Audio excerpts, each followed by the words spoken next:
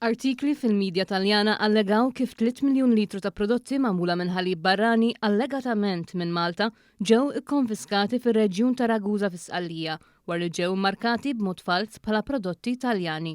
Fis-qarrija l-Malta Dairy Products qalet li ma ġietx ikkuntattjata b'mod uffiċjali mill-ebda awtoritajiet barranin u għaldaqstant mhix f'pożizzjoni li tikkonferma ta' dak li ġie rrapportat.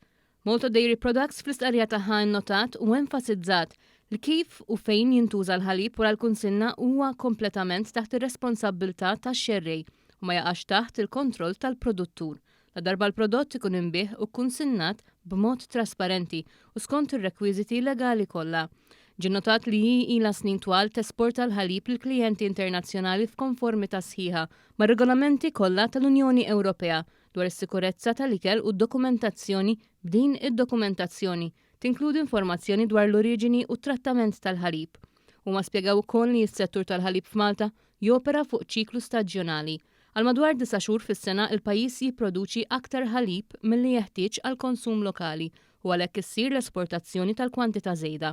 Madankollu l-kumpanija qalet li bħala kumpanija qatt ma importat ħalib.